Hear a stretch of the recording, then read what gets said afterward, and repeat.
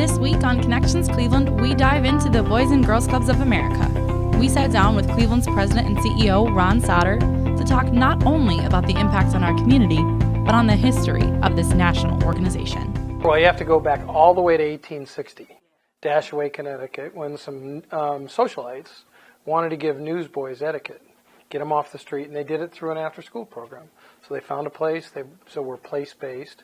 They brought them in there and they taught them social skills, they taught them how to eat, how to set a table, really those things that are life skills. And from that in 1860 came probably the first big event was in 1906 when the Boys Club of America became a federated organization. There were some 40 clubs, predominantly in the Northeast, that were created, and they became a federation.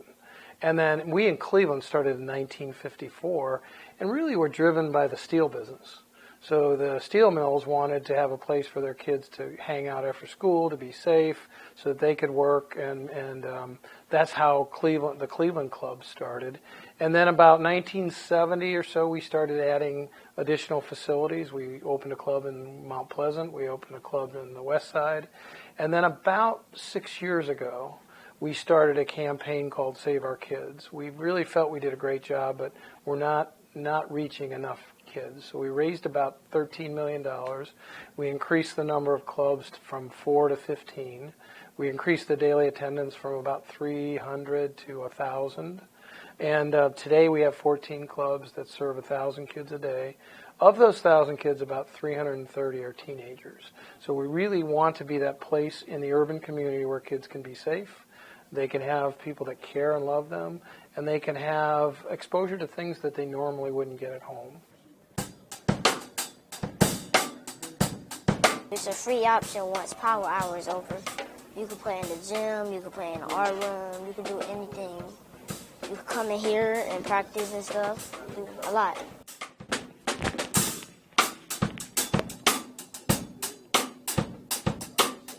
So really the growth came from the board about 7 years ago, sort of taking stock. This was 2008 was the recession. We had to really cut and pare back. We went from 51 full-time equivalents down to 36. We closed a couple of operations. But the board leadership said, look, we do too good of a job in the neighborhoods we're in, but we're not in enough neighborhoods. So we need to, as a board, to really drive a growth process. And so we created this campaign around Save Our Kids.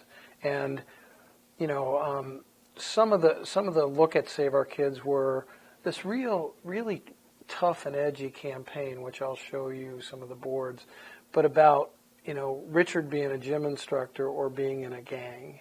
And the line is so narrow between him being successful and him taking the wrong road.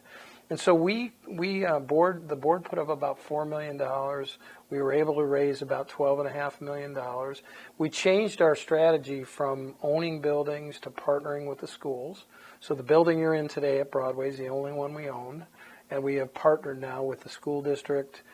Anybody who has a building and kids where we can do our programming work. So we've become much more effective on promoting and doing youth development work and not being a landlord or owning facilities. And some of the facilities in the network were old and they needed a lot of work. So the philosophy is being used across the country to serve more kids, and that's really the driving. Now the latest evolution of our growth has to do with workforce and workforce development and really making a difference in the teens' lives. And so we have expanded the last 4 years, and 4 years ago we had no high school sites. Now we're in East Tech, we're in John Adams, we're in Lincoln West, we're in St. Martin de Porres.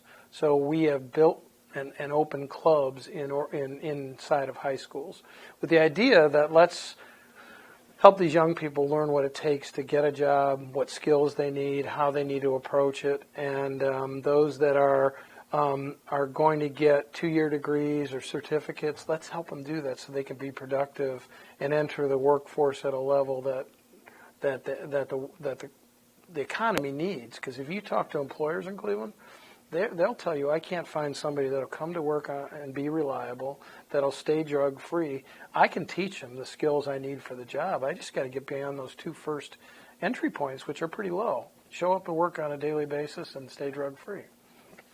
So that's a big initiative for the next 5 years. Is I'd love to people to look back at Boys and Girls Club 5 years from now and say, hey, they helped me find employees. And when I had an employee that came through the Boys and Girls Club workforce program, I knew that they were going to be good employees for me. And that's really a big difference than in the evolution of Boys and Girls Club nationally and internationally.